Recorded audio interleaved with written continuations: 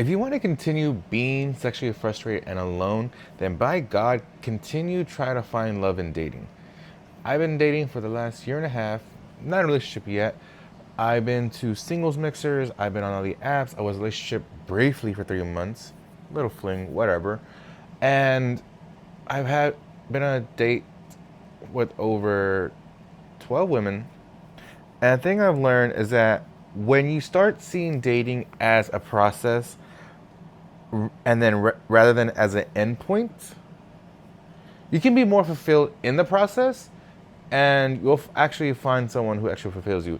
Because the problem is that most people see dating as the end point. That's just the end. They hope that this one person works out, but that isn't it. Or they're using false signals to get to trust them and think that okay, this is it. We're good. I can be with this person forever. No, do not trust that. See dating as a process. Most likely that first girl you match with on the app, or you're lucky to get her number at the dating event, she's probably not gonna be the one. Is there anything wrong with that? No, it just didn't work out. Who knows? And that's just the process of dating. The main thing, and I know it's hard because I just started dating within the last year, honestly, last year and a half, and it's a process you have to get used to. And if you started dating as well, reading books like Models by Mark Manson or Mate by I can't remember the dude's name, but you'll probably find it. You have to realize that it is a process in of itself that you have to build yourself to become the person that is attractive. And these are the three things you need to keep in process when you begin that process. And you have to keep in mind when you're dating. Number one, when you begin dating, do not trust the sparks and chemistry. That is bullshit. That is not true. That you have to experience love on first sight in order for this person to be the one. First of all, there is no such thing as the one. Usually, chemistry just shows you have something in common, but it doesn't mean that you're actually compatible with this person at all. It doesn't mean anything. Because in the end, emotions will fade away and you're left with the end result. You exited logical thinking and you don't know what the hell you've done because you're just flooded with oxytocin and dopamine with this person, and that clouds your judgment because you're drawn to them. But eventually, you're gonna habituate into back to homeostasis, and you're stuck with the result. And love at first sight is most likely triggered, from my experience myself, being I was in a relationship with a girl was 3 months, and I realized that it was very like she was very like inconsistent, ambiguous, and that kept me drawn because that's how my childhood was. Didn't have to grow with a dad. Mom was very like mostly immature, and guess what? I just found someone who could recreate that. But I felt sparks at first, and guess what? That was the end result. She ghosted me in the end. If it feels familiar, it's because this person is going to recreate what you had. That's what that girl did with me. And believe it or not, healthy relationships feel boring. They feel consistent where the person shows up.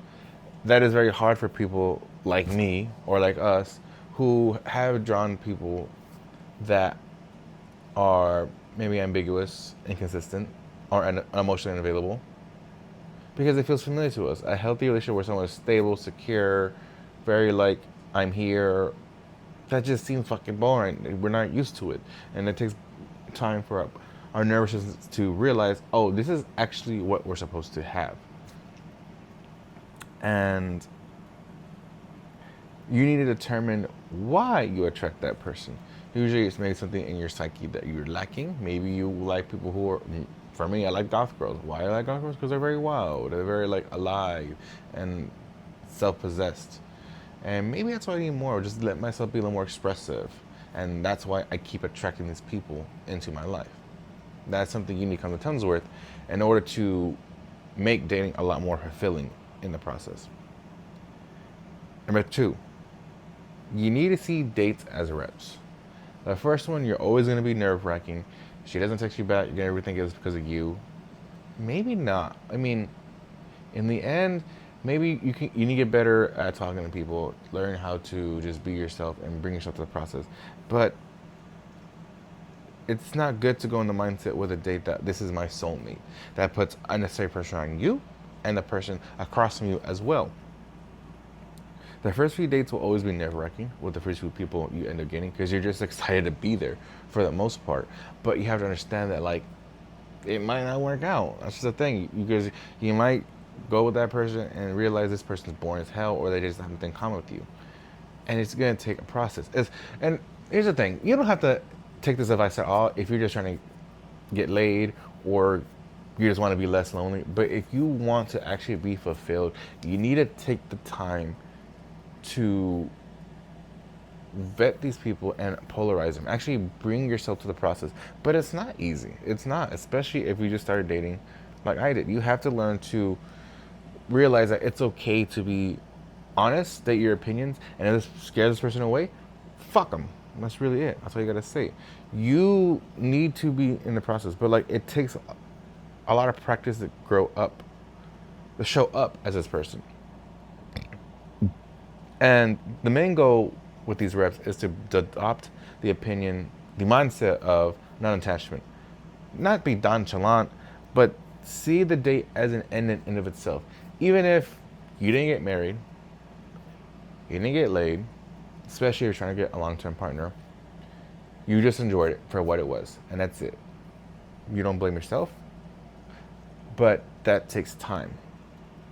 And you have to get better at it. Because that's the thing I realized on this last date I had.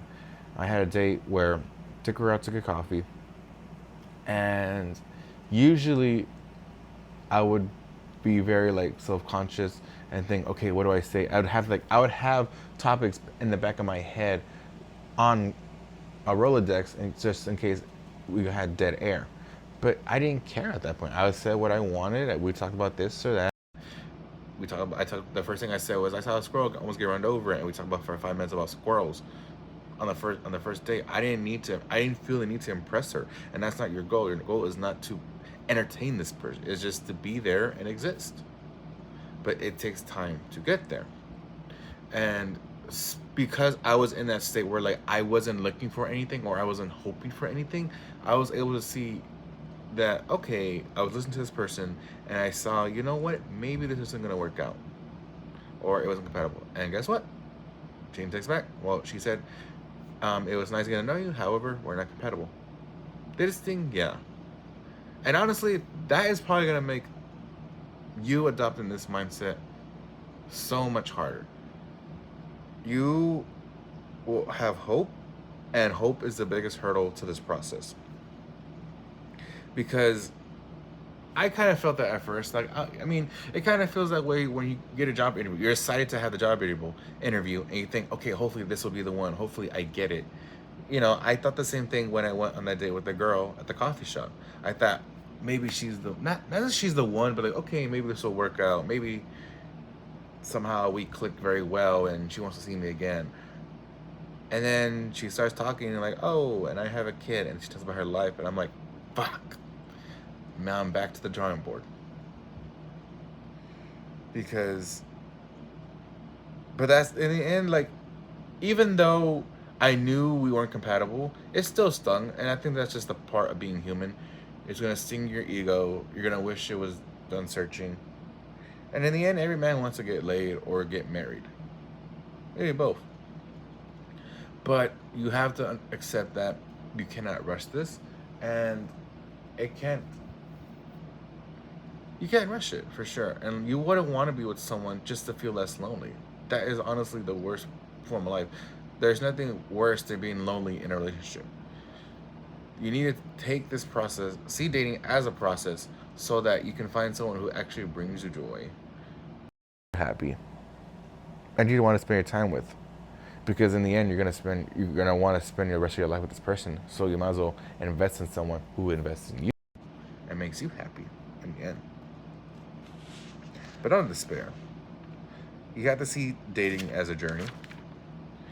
And when you see it as a journey, you'll become the person who doesn't need the approval of someone, especially a woman. You have to learn to be yourself and embody the traits you want. And That should be the goal in a relationship. Like, there's another thing you need to keep in mind, also called the second date rule. Let's say the first date goes good. You want a second date. After that, you say, "Do I want a second date?" And that should be the process. Never in something, whether you get married, you're dating, engaged, married, should be like, "I'm stuck with this person." You should always have the mindset that if this goes wrong, or if I feel I shrink in any way, psychologically, spiritually, physically, you shrink, then I feel like you should have the ability to walk away from it. That doesn't mean it's not gonna hurt, but that should be like the second date. Like I said, that's what the second date rule is. That would you want to keep continuing seeing this person again, even when you're married? I think that's a good mindset to have, because everyone deserves to be happy. So you should be with someone who makes you happy. Is it gonna be easy? No. That's why I say it's a process. But what do you think? What has been your experience dating? What have you learned about yourself now that, because now that I've seen the machinery, that okay, now I see what it is. Before I was nervous. Now I'm like, what do I like this person? Because I've had to give it some time to see this person. Don't want to see him again. And that's what you need to have and need to do. The mindset you need to have going on dates. And best of luck to y'all.